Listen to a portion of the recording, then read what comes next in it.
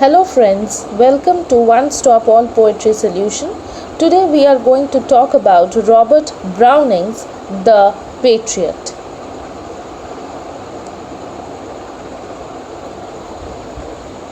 This poem is written by Robert Browning, has a universal appeal as indicated by the subtitle An Old Story.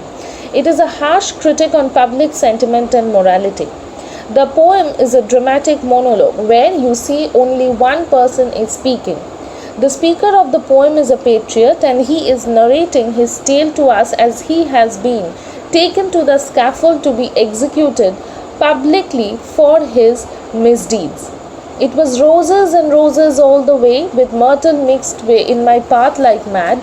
The house roof seemed to heave and sway, the church spires flamed. Such flags they had a year ago on this day. So here, as you see from the very line, the poem starts with the patriot describing an event, a grand public welcome that took place a year ago on that very same day. He is reminiscing the past and he builds the picture for us, the readers, as he remembers that day. He's walking down the path strewn or covered with lots and lots of rose petals with myrtle mixed in them. And in fact, the path was festooned with these flowers for him. There were in fact people standing on the roofs of their houses. They cheered him as he passed by. In fact, they were overjoyed to see them. Then we come to the church spires. You will see that they will come to the church spires. He comes across the church spires, the pointed tapering roofs, where we generally see the old cathedrals, similar buildings, constructions. And they were all covered with flaming flags that the people had put up for celebration. They were overwhelmed. They were delighted to greet their hero. They were enthusiastic to see him as he passed by. And very well we understand, the readers will understand that in fact we can assume that this grand celebration must be some kind of an achievement on the part of the speaker, that is the patriot. Perhaps it was a victory, perhaps he has won a popular election to an office, or he has been nominated as a ruler. You can think about any number of possibilities. Okay, it can be assumed at this point in the poem that it concerned the common people, the commoners, the public highly. They were elated, they were happy on this occasion. And the patriot is seen as a public hero in the first stanza, who is greeted with much love, affection, respect by these commoners. In the very first stanza itself, we are introduced to the roses and roses, an alliteration, and it is also a metaphor for people's love and affection. Myrtle mixed is also an example of the alliteration, as you see, and the house roofs have been personified, as we see that human attributes have been given which seem to heave and sway. The air broke into a mist with bells, the old walls rocked with crowd and cries. Had I said, good folk, mere noise repels, but give me your son from yonder skies, they had answered, and afterward, what else? So now we are introduced to the second stanza. In the second stanza of the poem, the speaker continues to narrate the old story from the same day a year ago, and he describes the event as he is telling that they are rejoicing by ringing the bells. The entire atmosphere was thick with noise, there was lot of commotion, and it was pleasant for the patriot to listen to them. They were standing on some kind of old structure, they were cheering for the patriot, their cries were rocking the walls, there was movement all around, there was noise, there was celebration. And then the patriot says, had he asked for the public anything, even the dearest things on which their sustenance depends, the dearest thing which they hold very close to their heart, they would have readily given it to him. Such great was his image, such greatly they thought of this patriot, of this public figure. And they would then ask him what else he wanted. So it was an addition to that. The old walls rocked is an example of personification, as it seemed to move human attribute yet again. Right? Now we move to the third stanza, where our poet is telling, alack, it was I who leaped at the sun. That means the patriot is telling, it was I who leaped at the sun to give it my loving friends to keep. Not man could have, do I not man, could do have I left undone, and you see my harvest what I reap. This very day now a year is run. So now in this stanza, that is the third stanza, the poet is telling, it is in fact the patriot's narration for what he has done for his country, and he is giving a subtle reference to the old Greek mythological tale of Icarus and Daedalus, right? Icarus was the son of great inventor Daedalus, and the story revolves around the escape of these two men from the high tower where they were held prisoners by making wings out of bird feathers and wax. Now what happened? Icarus was absolutely surprised with his ability to fly, and he flew quite close to the sun, and ultimately it resulted in the wax to melt and his wings melted, and eventually his fall killed him.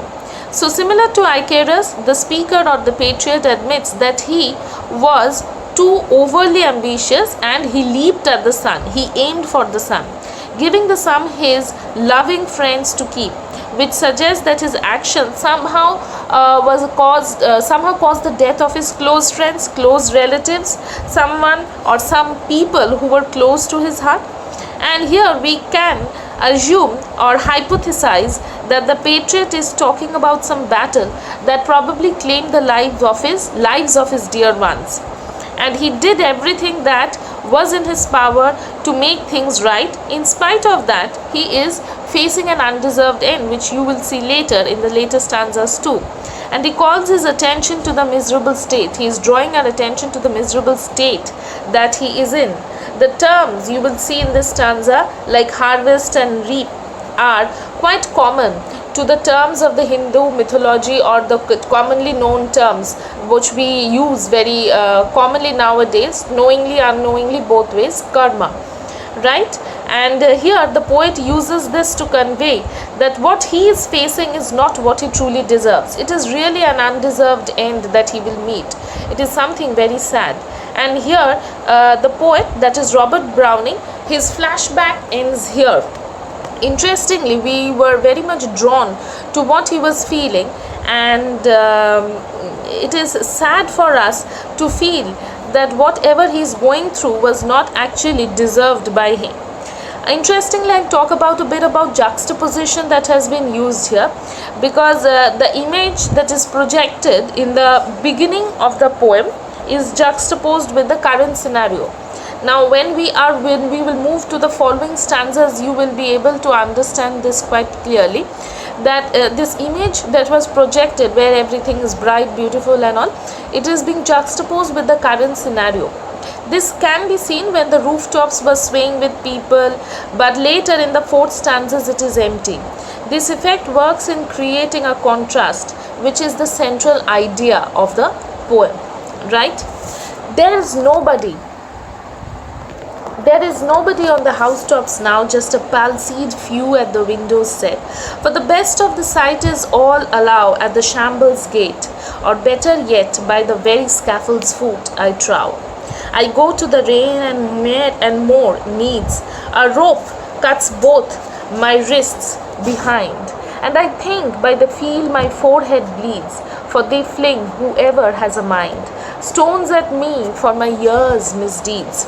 Now I read these two stanzas together because it is quite related, as you will understand when I start explaining them. Here in this fourth stanza, the speaker, fourth and the fifth in fact, the speaker returns to the present. The flashback has ended, the poet has drawn an end, and we are in the present, and he is talking about what he sees. He describes the present setting, and in a way he contrasts it with the one that happened a year ago.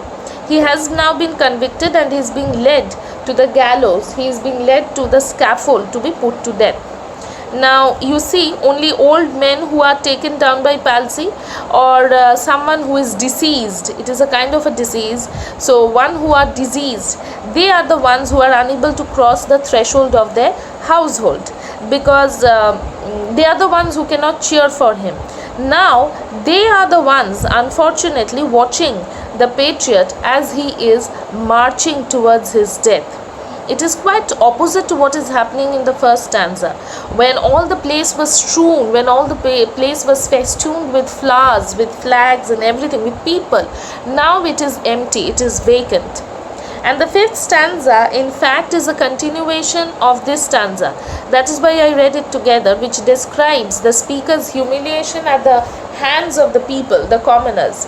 He starts by filling up the setting when he is adding this, this pathetic fallacy. It is also a figure of speech. I go to the rain. It is a pathetic fallacy, right? And here the patriot gets wet by the rain. He loses his dignity. And in fact, it can be viewed that the rain washes him clean, which represents innocence. Now it is raining. He is walking towards his scaffold, towards the gallows. His hands are tied behind by a tight rope. It is so tight that it is penetrating his skin. His wrists are being cut. Okay, his wrists are bleeding. He has now arrived closer to the shambles gate, where all the people have gathered. And the patriot in his mind is aware of the certainty of the death that lies close to him.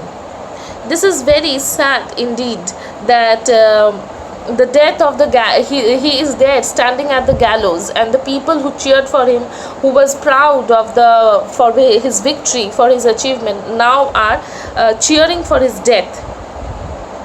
So now what happens is that he's thinking, he's bleeding from his forehead, he's thinking, he's having a flashback which was drawn to close in the previous stanzas.